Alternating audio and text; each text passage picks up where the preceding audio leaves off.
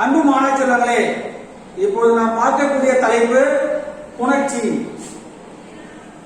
நாம் புணர்ச்சியினுடைய வகைகளை ஒவ்வொன்றாக அறிந்து வருகிறோம்.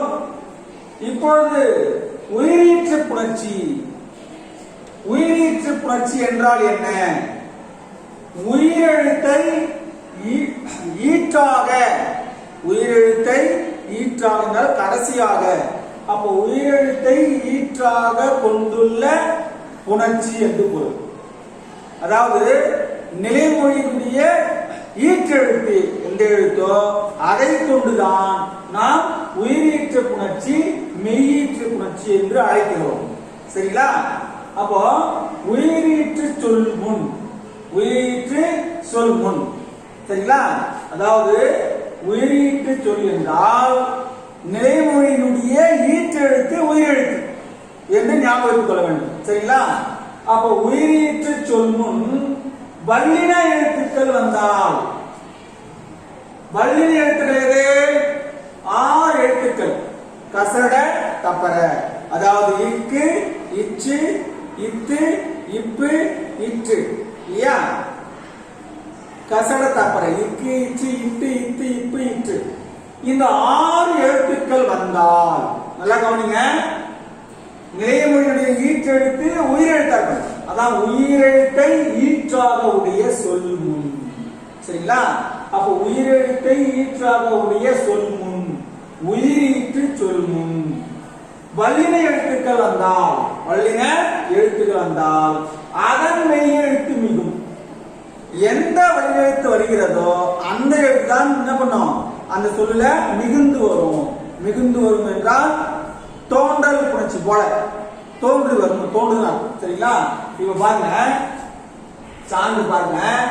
பலா கூட்டல் சுளை, பலா கூட்டல் சுளை. இப்ப பலா என்று சொல்லும் பொழுது இது நிலைமொழி. நிலைமொழி என்றால் அங்கேயே நிலையாக இருப்பது. வருமொழி என்றால் வந்து நிலைமொழியோடு சேருவது. அதுதான் இதுக்கு வருமொழி என்று பெயர், இருக்கு நிலைமொழி என்று பெயர். அப்போ பலா கூட்டல் சுளை என்று சொல்லும் பொழுது பலா என்பது நிலைமொழி.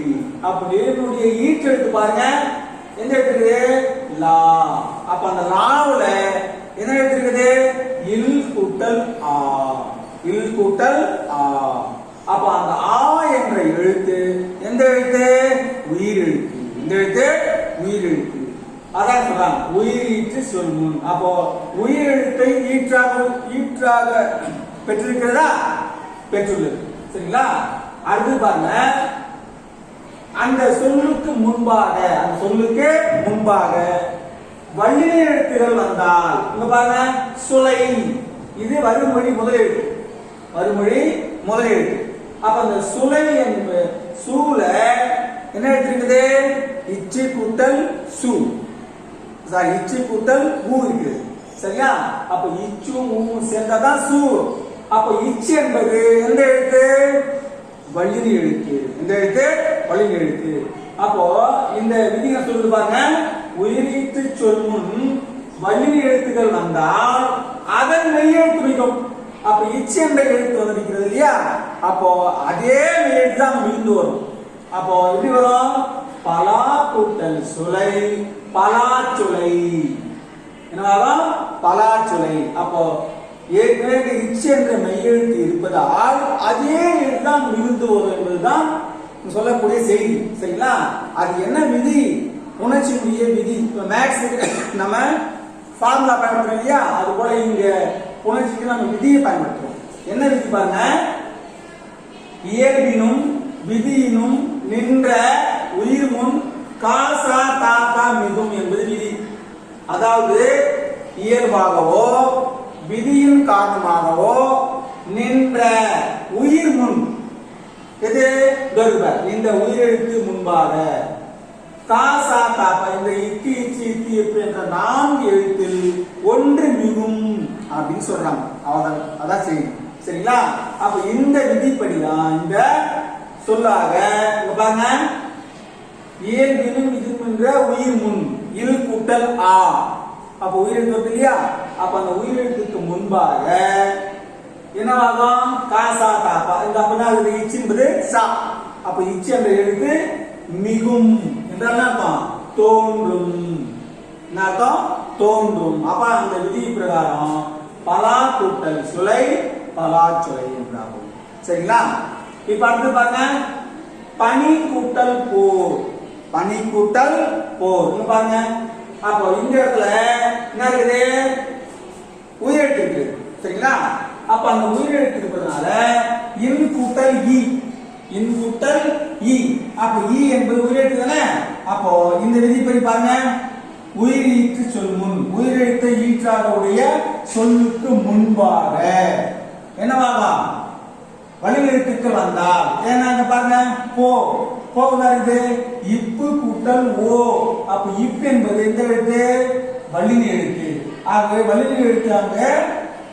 வருவதால் அதற்கு முன்பாக அதே இப்பு தான் என்னவாகும் இங்க தோன்றும் அப்படின்னு அர்த்தம் சரிங்களா அப்போ என்னவாகும் பனி கூட்டல் போ பனி போ அப்போ இயல்பினும் விதியினும் நின்ற உயிர் முன் காசா தாப்பா மிகும் என்ற விதிப்படி இந்த சொற்கள் புணர்ந்தன சரிங்களா இப்ப நாம விதியை பயன்படுத்தியும் எழுதலாம் இல்ல நாம என்ன பண்ணலாம் அந்த விதியை வந்து செய்தியா எழுதி நாம அந்த என்ன சொல்லலாம் சொல்ல நாம புணர்ந்து காட்டலாம் சரிங்களா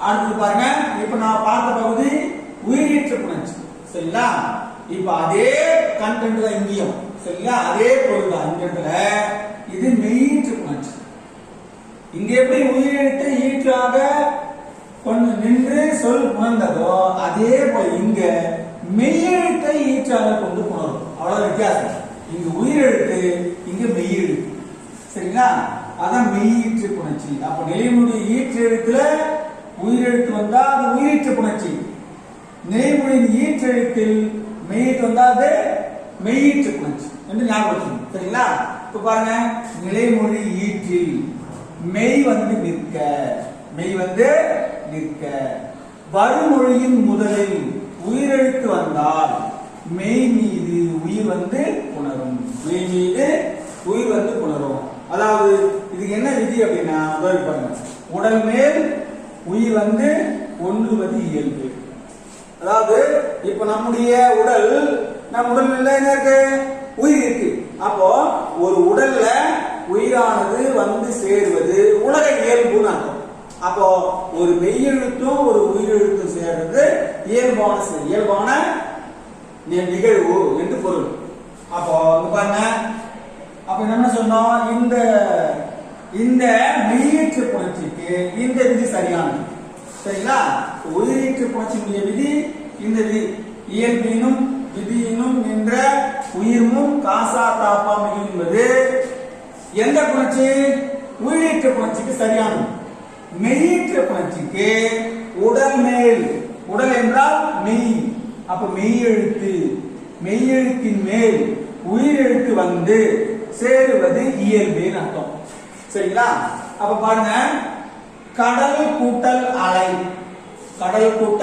அலை இப்ப இதுல இருந்து மெய்யெழுத்து சரிங்களா அப்ப இந்த மெய்யெழுத்தானது ஆ என்ற உயிரெழுத்து வரும் பொழுது என்னவாகும் கடல் கூட்டல் அலை அப்ப இல் கூட்டல் ஆ என்னவாகும் லா இல் கூட்டல் ஆ லாவாகும் இல்லையா அப்ப எப்படி போறோம் இந்த இல்லாவும் ஒன்னா சேர்ந்து லா என்ற எழுத்து பிறக்கும் அப்ப லா என்ற எழுத்து பிறந்த பிறகு என்னவாகும் கடலலை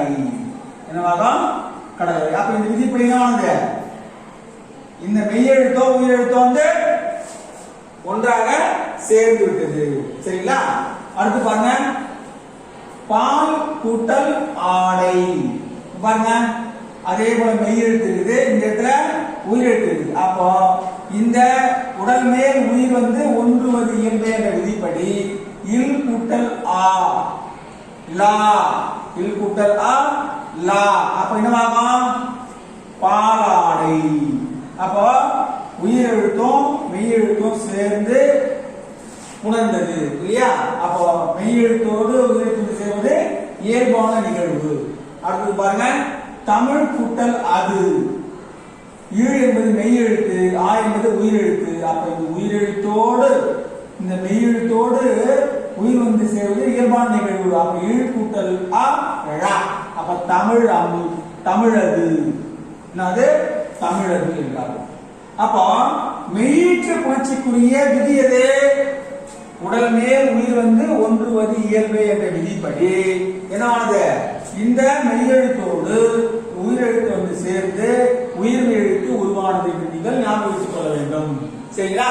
அப்ப நம்ம உயிரீற்று புணர்ச்சியை பார்த்துக்கிறோம். அதே போல மெய்யீற்று புணர்ச்சியை நாம் அறிந்துள்ளோம். அடுத்தது நாம செய்யலாம் தனிக்குறில் முன் ஒற்று உயிர் வரின் இரட்டும் என்ற விதி. இது விதிதான், சரிங்களா? செய்தி இல்லை. அதாவது தனி குறில் தனியாக நிற்கின்ற குறில் எழுத்து. சரிங்களா? இப்ப நமக்கு நெடில் குறில்னா நல்லா தெளிவா தெரியும். அப்போ தனி குறில் முன் ஒற்று ஒற்று என்றாலும் மெய் என்றாலும் இரண்டு ஒன்றுதான். சரிங்களா? அதாவது புணர்ச்சி இலக்கணத்துல மெய் எழுத்து என்ன அழைக்கப்படும்? ஒற்று என்று அழைக்கப்படும். அப்ப தனி குறில் முன் ஒற்று உயிர் வரின் இரட்டும். எங்க உயிர் வரின்? நிலைமொழியுடைய ஈற்று எழுத்து தனிக்குள்ள இருந்தா, சரியா, அதுக்கு பக்கத்தில் வரக்கூடிய ஒற்றானது வரிமொழி முதலில் உயிரெழுத்து வரும் பட்சத்தில் இந்த ஒற்றானது இரண்டாக மாறும். பாருங்க, இரட்டும். புரியுதுங்களா? இப்ப உதாரணம் பாருங்க. மா என்பது அது தனி குறில் எழுத்து. மா என்பது ஒரு குறில் எழுத்து, அதுவும் தனி குறில். சரிங்களா?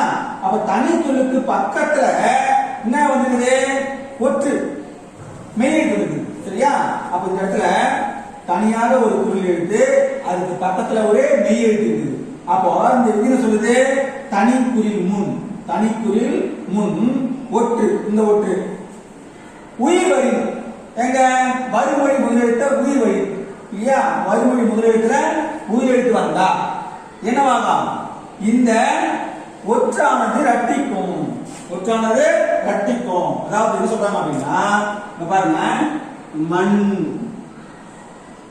இந்த ஒற்றானது இரண்டு ஒற்றா மாறும் சொல்றாங்க.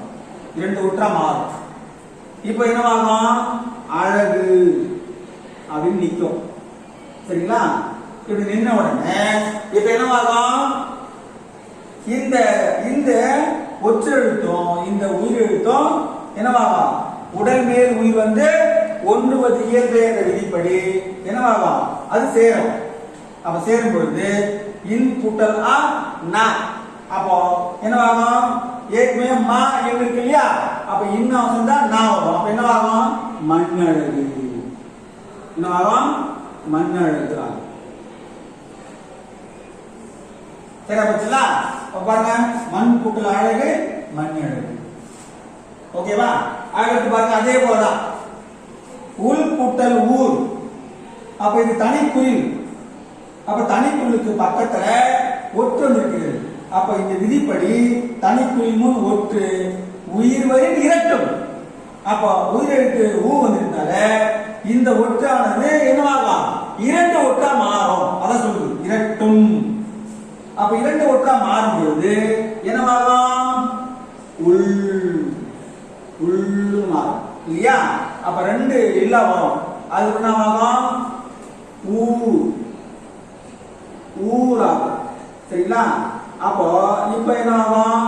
இந்த இறுதி ஒற்றும் இந்த ஊ சேர்ந்து என்னவாகும்? லூவா மாறும். அப்ப உள்ளு என்பது உள்ளூர் என்று சரியாக உணரும்.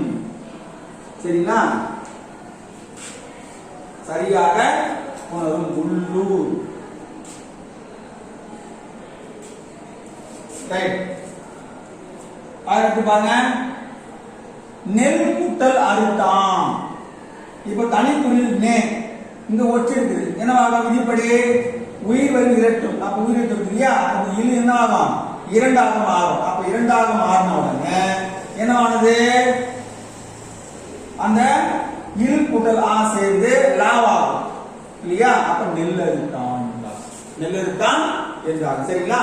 அப்ப பாருங்க, நாம இப்போ மூன்று விதியை பார்த்துக்கிறோம். முதல் விதி வந்து இயல்பினும் விதியினும் நின்ற உயிர் முன் காசா தாப்பா மிகும் என்ற விதியானது உயிரீற்று புணர்ச்சிக்கு பயன்படுகிறது. அதன் பிறகு உடல் மேல் உயிர் வந்து ஒன்றுவது இயல்பு என்ற விதிப்படி இந்த விதியானது மெய்யீற்று புணர்ச்சிக்கு பொருந்துகிறது. சரிங்களா? அடுத்தது தனிக்குறில் முன் ஒற்று உயிர்வரின் இரட்டும் என்ற விதிப்படி என்னவானது? மண் கூட்டல் அழகு மண்ணழகு, உள் கூட்டல் ஊர் உள்ளூர், அப்புறம் நெல் கூட்டல் அறுத்தான் நெல்லறுத்தான் என்று உணரும். சரிங்களா? இப்ப நாம அடுத்தது உடம்படு மெய் புணர்ச்சியை பார்க்கணும். சரிங்களா? மற்ற பார்க்கலாம். அனைவருக்கும் நன்றி.